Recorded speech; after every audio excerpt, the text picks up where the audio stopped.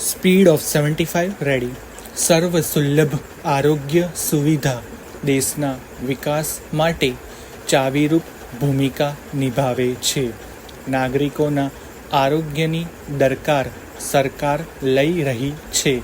તમામ વિસ્તારમાં જન આરોગ્ય સેવા પહોંચે તેવી વ્યવસ્થા ભારત અને ગુજરાત સરકાર કરી રહી છે. મુસાફરી દરમિયાન પણ તાકીદના સમયે આરોગ્યલક્ષી સેવા મળી રહે તેની ચિંતા સરકારે કરી છે. રેલવેમાં મુસાફરી કરતા પ્રવાસીઓને તાકીદના સમયે પણ દવા મળી રહે તે માટે તાજેતરમાં ભારતના રેલવે સ્ટેશન ઉપર પણ જન ઔષધિ કેન્દ્રો શરૂ કરવામાં આવ્યા છે. પેરેગ્રાફ.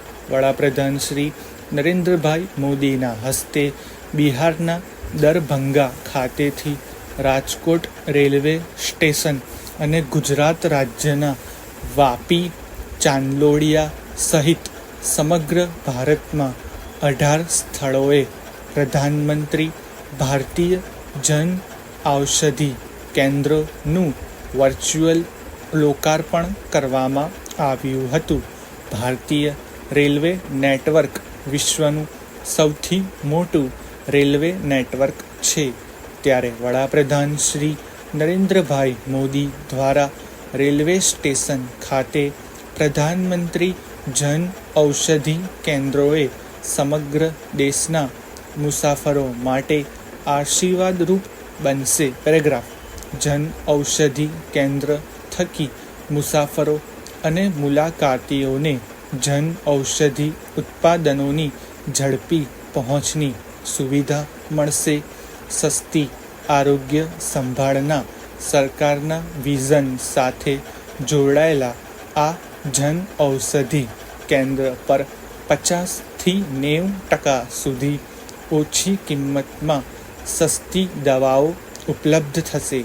કેન્દ્ર દ્વારા પ્રવાસીઓ અને સામાન્ય જનતાને સુલભતા પ્રદાન કરી જેનેરિક દવાઓ પ્રત્યે જાગૃતિ લાવી પ્રોત્સાહિત કરવામાં આવશે. સાથે જ પ્રધાનમંત્રી ભારતીય જન ઔષધિ કેન્દ્રના સંચાલન દ્વારા રોજગાર અને ઔદ્યોગિક સાહસિક તકોનું સર્જન થશે. પેરેગ્રાફ. સાંસદ શ્રી પરસોત્તમ રૂપાલાએ દેશમાં પ્રારંભ થતા 18 રેલવે સ્ટેશન પરના જન ઔષધિ કેન્દ્રોમાં રાજકોટ સ્ટેશનના સમાવેશ અંગે હર્ષ વ્યક્ત કરતા જણાવ્યું હતું કે વડાપ્રધાન શ્રી નરેન્દ્ર મોદીના નેતૃત્વમાં આરોગ્ય ક્ષેત્રે પ્રધાનમંત્રી આયુષ્માન યોજના તથા જન ઔષધિ કેન્દ્ર યોજના તેમની સંવેદનશીલતાના પ્રમુખ ઉદાહરણ છે.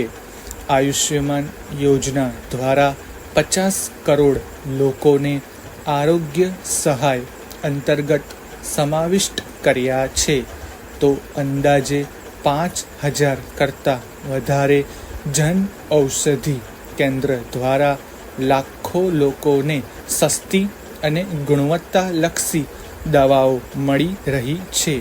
ત્યારે રેલવેને જન ઔષધિ યોજના સાથે જોડતા મુસાફરો તેમજ શહેરીજનોને પણ જીવન આવશ્યક ગુણવત્તાલક્ષી દવાઓની સુવિધાઓ મળશે.